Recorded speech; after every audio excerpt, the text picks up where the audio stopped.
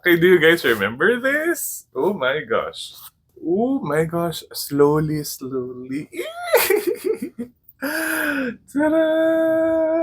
Do you remember this? Meron akong quick story time about this because this was not the bag that I purchased in Hong Kong.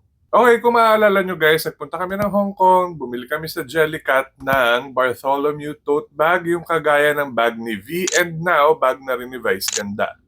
Tapos on that trip, I asked yung mga followers ko if they wanted na magpabili or magpasabay ng ganito. And merong mga nagpasabay, actually marami, pero limited lang yung stocks na nakuha ko. Nakauwi ako ng siguro 3, 4 including mine. So pag uwi, na-ship ko na agad yung mga nagpasabay kasi excited na rin ako for them to have the bag. And again, sabi ko nga guys, limited lang yung naiuwi naming bag.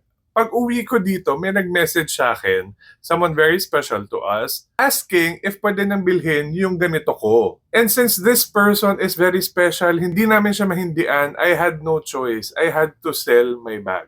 Kaya for the longest time, since that trip, hindi nyo nakikita nagpo-post ako about this. Kasi nga, wala na siya sa akin. But now, he's back! Nakabili ulit tayo ng isa pa guys, but not from Hong Kong.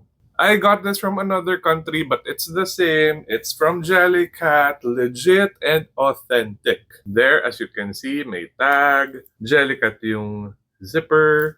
Let's open. And ganyan yung loob.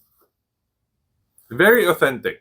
I am so happy he's back. Oh my gosh. Sobrang lambot, guys. Sobrang ganda. Sobrang cute. Tingnan nyo naman yung face na yan. Oh, pagka chubby-chubby.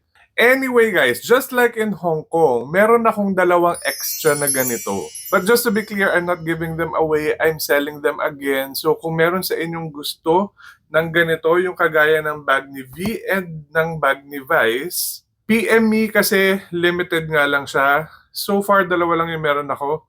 Let's see kung makakuha pa ako ng mas marami. I will be able to give you the bag. Siguro October 26 to 27. Before this month ends, you will get your Bartholomew tote bag. Kung nandito lang kayo sa Metro Manila, pero kung nasa province kayo, and isa kayo sa mga nag-message sa akin, depende yon sa shipping, of course. So, again guys, PM nyo lang ako if you want this little cutie. Oh my gosh! Para twinning na tayong lahat.